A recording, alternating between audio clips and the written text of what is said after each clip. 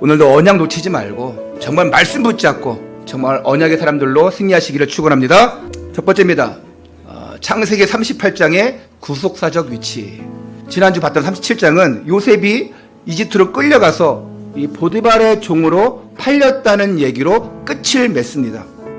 그리고 이제 38장에서는 바로 이제 그 팔려간 과정들이 그 이후의 것이 나와야 되는데 난데없이 뜬금없이 38장은 요셉의 이야기와 전혀 상관없는 유다에 관한 일이 기록되어 있어요.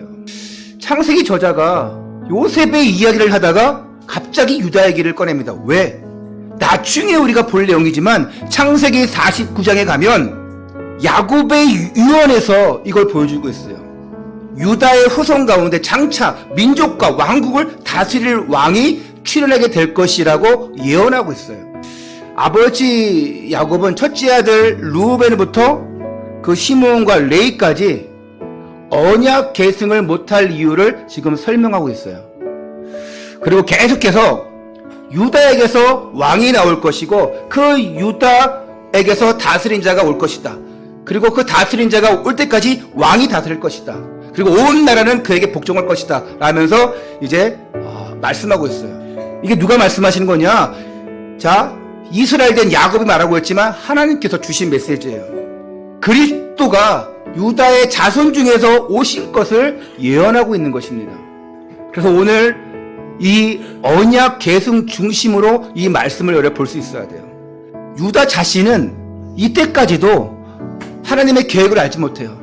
자, 하나님께서 유다를 통해서 하실 그 언약 깨닫지 못해요. 그래서 하나님께서 적극적으로 개입하셔서 결국 며느리 다말을 통해서 유다의 가문을 계승하는 언약의 후손이 이제 태어나게 되죠.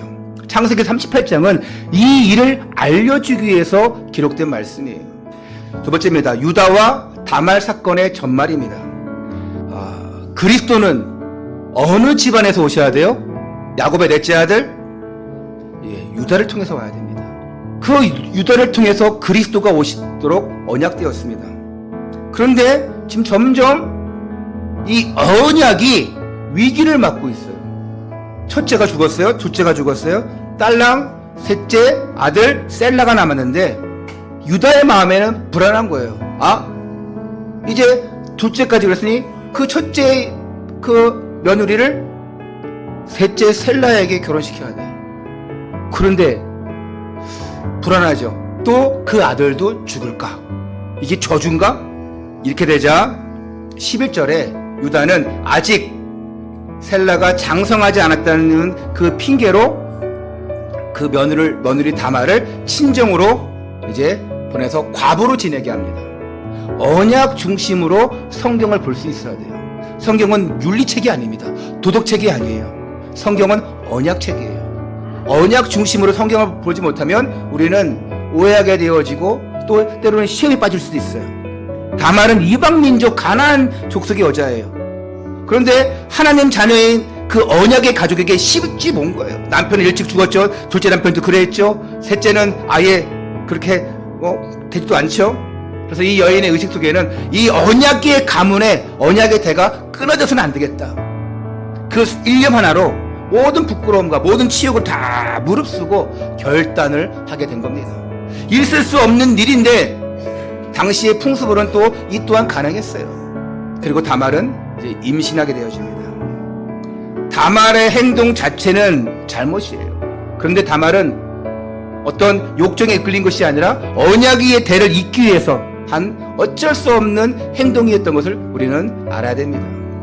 우리가 어떤 무슨 짓을 하더라도 그것만 성취하면 된다 그 얘기가 아니에요. 비윤리적이고 부도덕하고 그렇게 막 살아도 된다, 그렇게 나쁜 짓 해야 된다, 이상한 짓 해야 된다, 하나님의 일을 이루기 위해서 아닙니다.